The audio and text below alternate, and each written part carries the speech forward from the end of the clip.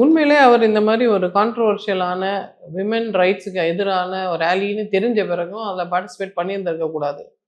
Participate பண்ண பிறகு அத அத அத அவர என்கரேஜ் பண்ணி பேசியிருக்க கூடாது. இது சீஃப் மினிஸ்டர் கிட்ட சொன்னா, அவர் வந்து பயங்கரமா கீழ்ச்சி மாட்டிடுவாருன்னுலாம் சொல்லியிருக்க கூடாது. இது பெண்கள் சம்பந்தப்பட்ட விஷயம். வெறும் கிறிஸ்துவ பெண்கள் சம்பந்தப்பட்ட விஷயம் இல்ல. மொத்த இந்தியால இருக்கிற எல்லா பெண்கள், உலகத்துல இருக்கிற எல்லா பெண்களும் சம்பந்தப்பட்ட விஷயம். வெளிநாடுகள்ல இது ரொம்ப மோசமான ஒரு நிலைமையில இருக்கு. வெளிநாடுகள்ல அமெரிக்கா மாரி முன்னேறிய நாடுகள்ல கூட ஒரு பெண்ணுக்கு தன் கருவை கலைக்கணுன்ற ஒரு எண்ணம் இருக்கு. இது என்ன காரணமா இருந்தாலும் அந்த பெண்ணுக்கு ஏதோ காரணத்தினால அந்த கருவை சுமக்க முடியாது. அந்த பிரெக்னன்சிய கன்டின்யூ பண்ண முடியாதுன்னா, கருக்கலைப்பு செய்றதுக்கு இந்தியா மாரி நாடுகள்ல உரிமை இருக்கு. இங்க வுமன் தான் ஆட்டானமஸ் அவங்க முடிவு எடுக்கலாம் அப்படின்னு அந்த இந்து கோட் பில்ல மாத்தும்போதே அம்பேத்கர் அந்த பவர விமனுக்கு குடுத்துருக்காரு. பட் இப்போ திடீர்னு வந்து கிறிஸ்டியன் ஆர்கனைசேஷன்ஸ்லாம் அமெரிக்கால இருக்கிற மாரி, இல்ல லாட்டின் அமெரிக்கால இருக்கிற மாரி பெண்கள் வந்து கருக்கலைப்பு செய்யக்கூடாது. ஏன்னா சிசு வந்து பொறக்கும்போதே அது ஒரு உயிர். அது ஒரு தனி உயிர். அது ஒரு ஜீவன். நீங்க ஜீவ காருண்யத்தோட நடந்துக்கணும். அந்த குழந்தைய அழிக்கிறதுக்கான உரிமை யாருக்கும் இல்ல அப்படின்னு அந்த பழைய கேத்தலிக் ஃபெய்த்ல இருக்கிற பிலீஃப் சிஸ்டத்த சொல்றாங்க.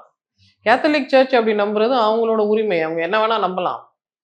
பட் பெண்கள் சம்பந்தப்பட்ட விஷயங்கள்ல ஆண்கள் எப்படி முடிவு செய்யலாம்? கேத்தலிக் ட்ரம்ப் சர்ச் அதானே சொல்றாரு. ஆ ட்ரம்போ, போப்போ இவங்கலாம் எத்தன தடவ குழந்தை பெத்திருக்கிறாங்க? எத்தன தடவ அவங்க கருவுற்றிருக்கிறாங்க? அத பத்தி பேசுறதுக்கு அடிப்படை தகுதி கூட அவங்களுக்கு இல்ல இல்லையா? இந்த மாரி விமனோட பாடிய பத்தி, விமனோட ஆட்டானமிய ஹைஜாக் பண்றது மதம் தொடர்ந்து செய்துட்டு இருக்கு. வெற்றிகரமா அம்பேத்கர் வந்து அத முறியடிச்சுட்டாரு. ஆனா இஸ்லாத்துலயோ, இல்ல மற்ற மதங்கள்லயோ பெண்களுக்காக அம்பேத்கர் மாரி பேசுறதுக்கு ஆள் இல்ல. அதனால பெண்களே போராடி எங்களுக்கான உரிமை, எங்களுக்கான உரிமைன்னு அவங்க ரொம்ப ரேலி பண்ணி போராட்டங்கள் நடத்தி, தங்களுக்கான உரிமைகளை பெற்றுக்கிறாங்க.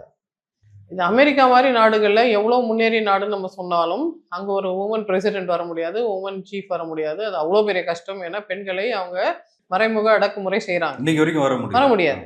ஆனா இந்தியால ஏசியா ஃபுல்லா பெண்கள் வந்து பவருக்கு வராங்க. ஏன்னா, என்னதான் நீங்க ஆணாதிக்க சமுதாயமா இருந்தாலும், தாய் அப்படின்ற ஸ்தானத்துல இருக்கும்போது பெண்ணுக்கு மரியாதை ஆட்டோமேட்டிக்கா நம்ம குடுக்குறோம்.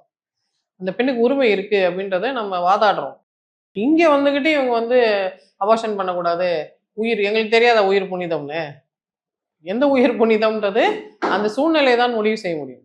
ஒரு தாய் உயிரோட இருந்தா எத்தனை குழந்தை வேணா பெக்க முடியும். தாய் நல்ல மன ஆரோக்கியத்தோட இருந்தா எத்தனை குழந்தை வேணா பெக்க முடியும்.